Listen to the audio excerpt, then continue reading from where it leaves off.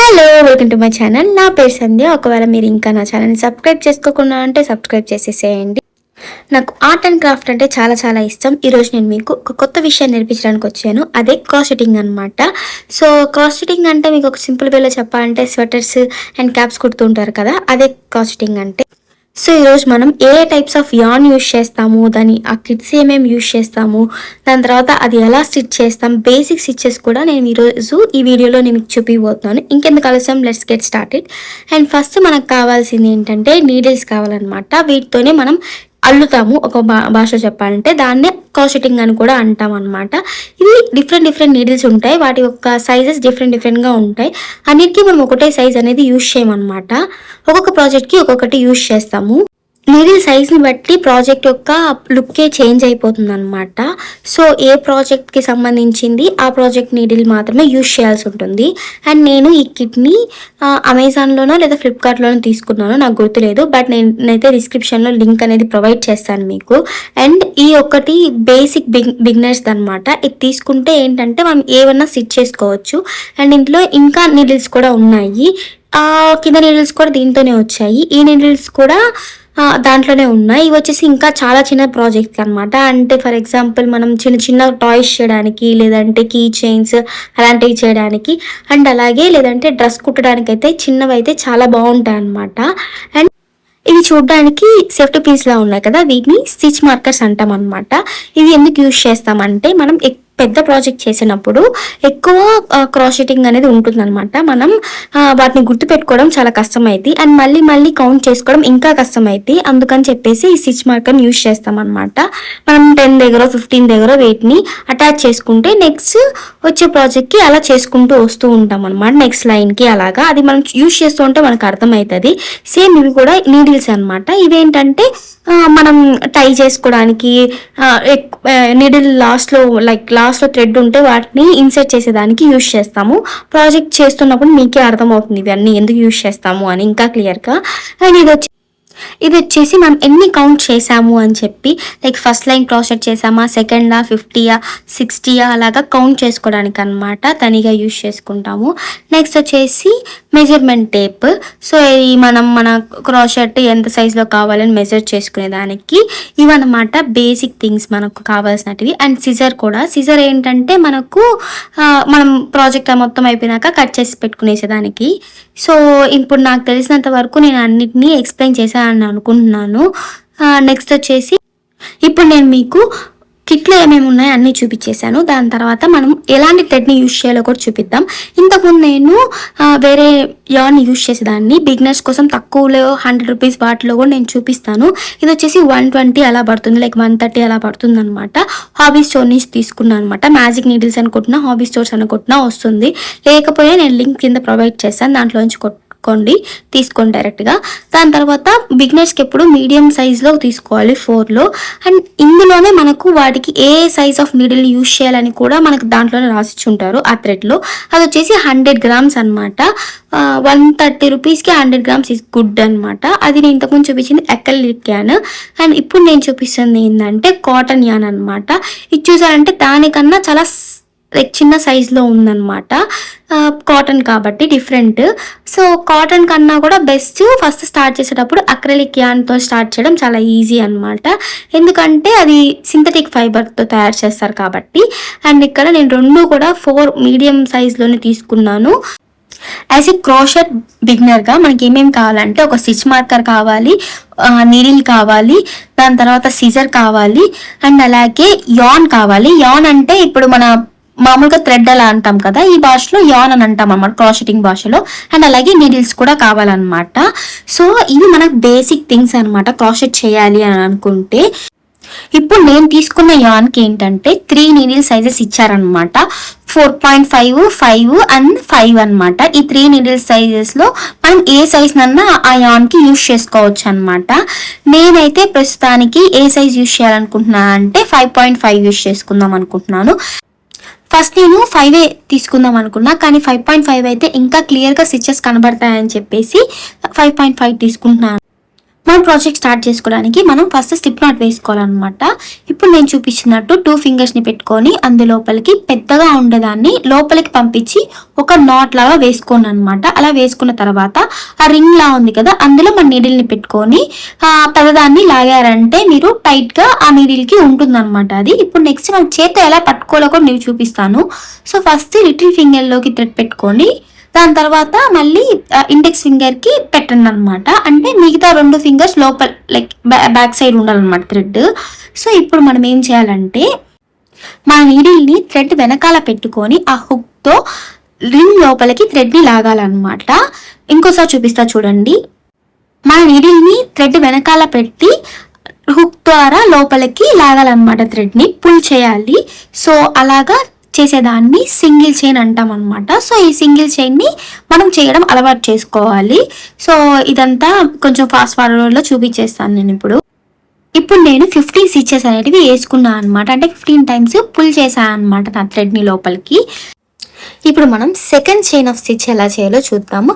దీనికి మనం మన నీడిల్ని మన first chain of single stitch ఉంది కదా, దాంట్లో చైన్లో మన నీడిల్ని ఇన్సర్ట్ చేయాలి. ఇన్సర్ట్ చేసి సేమ్ ఇందాక చెప్పినట్టే నీడిల్ని థ్రెడ్ బ్యాక్ నుంచి తీసుకొని లోపలికి పుల్ చేయాలన్నమాట. పుల్ చేసిన తర్వాత నీడిల్లో చూడండి 2 rings వచ్చున్నాయి. ఇప్పుడు ఆ 2 rings లోపల నుంచి మనం థ్రెడ్ని పుల్ అవుట్ చేయాలన్నమాట. సో ఇప్పుడు మనకు సెకండ్ స్టిచ్ అయిపోయింది. ఇప్పుడు మళ్ళీ ఇంకోసారి చెప్తా చూడండి. ఇప్పుడు ఆ హోల్ పెద్దగా ఉందో దాని పక్కన దానికి మనం మన నీడిల్ని ఇన్సర్ట్ చేసి సేమ్ ఇందాక చెప్పినట్టే నీడిల్ని థ్రెడ్ బ్యాక్ నుంచి లోపలికి లాగాలన్నమాట హుక్ ద్వారా. సో ఆ 2 థ్రెడ్ లోపల నుంచి మనం యాన్ని బయటికి లాగాలి. ఇప్పుడు మనం కొన్ని ఇంగ్లీష్ పదాలతో నేర్చుకుందాము. Insert the needle. సో మనం నీడిల్ని ఇన్సర్ట్ చేయాలి. An over the hook. Yarn over the hook అంటే మన యాన్ నీడిల్ పైకి రావడం. దాని తర్వాత పుల్ అవుట్. సో ఇప్పుడు మనం యాన్ హుక్ పై నుంచి పుల్ అవుట్ చేస్తాం చూసారా, దీన్నే పుల్ అవుట్ అని అంటాం అనమాట. సో ఈ కొన్ని పదాలు తెలిస్తే మనకు చాలా ఈజీగా ఉంటుంది. Insert the hook, yarn over, pull out. Yarn over, pull out. ఇప్పుడు మనం మిగతా స్టిచ్ ని ఫాస్ట్ ఫార్వర్డ్ లో చూపించేస్తున్నాను అనమాట నేను. అంటే 15 స్టిచెస్ వేసుకున్నాం కదా స్టార్టింగ్, సేమ్ ఇప్పుడు కూడా దీనికి కూడా 15 స్టిచెస్ అనేటివి వేసేసుకోవాలన్నమాట. ఇప్పుడు మనం 15 స్టిచెస్ వేసేసుకున్న తర్వాత ఏం చేయాలో చెప్తాను. మనం ఇప్పుడు ఏంటంటే సింగిల్ స్టిచ్ అనేది వేసుకోవాలన్నమాట. ఎందుకు వేసుకోవాలో కూడా చెప్తా. Insert the hook, yarn over, pull out the yarn into the ring. So ఇప్పుడు దాని తర్వాత మనం వెనక్కి తిప్పుకోవాలన్నమాట. అంటే మనం నెక్స్ట్ స్టిచెస్ నుంచి మనం రివర్స్ నుంచి వేసుకోవాలి. అందుకని చెప్పేసి మనం ఈ సింగిల్ స్టిచ్ అనేది వేసుకుంటాం అనమాట. ఇలా వేసుకున్న తర్వాత ఈ ఫస్ట్ స్టిచ్ ఏదైతే ఉందో ఆ స్టిచ్ లోపలికి మన నీడిల్ని ఇన్సర్ట్ చేయాలన్నమాట. అలా ఇన్సర్ట్ చేయాలి.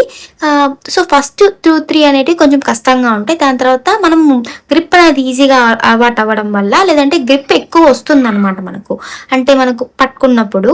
సో అప్పుడు మనకు చాలా ఈజీగా ఉంటుంది అనమాట. Same insert the needle, yarn over, pull out the yarn.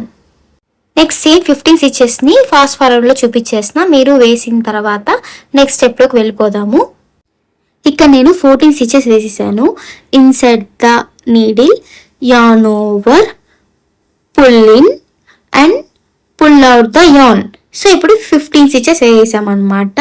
So ఇది మనం ఇప్పుడు వరకు మనం చేసిన ప్రాజెక్ట్.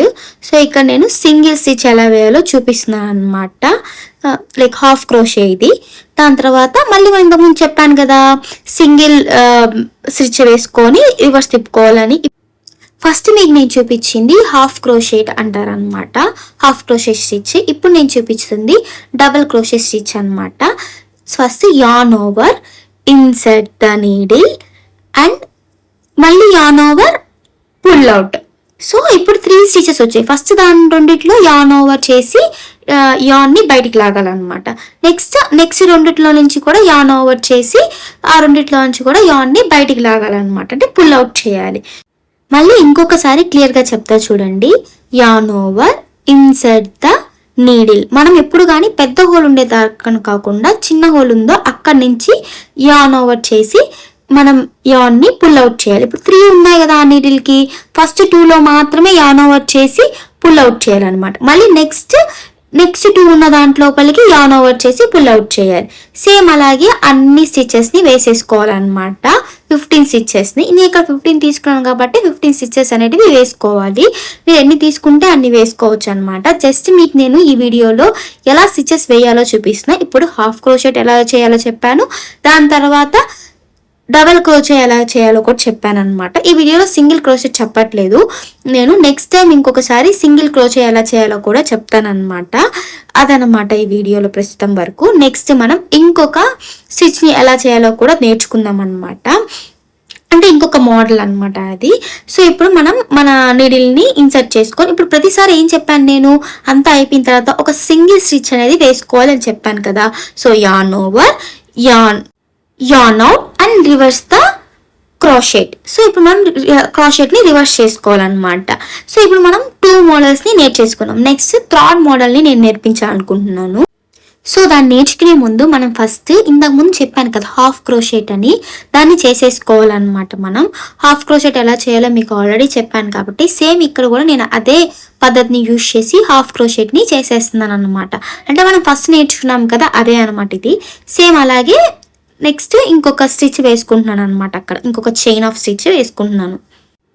ఇప్పుడు మన 15 స్టిచెస్ అయిపోయాక మనం ఏం చేయాలి, ఒక సింగిల్ స్టిచ్ అనేది వేసుకోవాలి. అండ్ నేను దాన్ని వేసేసుకొని నా క్రోషెట్ని ఏదైతే ఉందో దాన్ని రివర్స్ తిప్పుకుంటున్నాను అనమాట.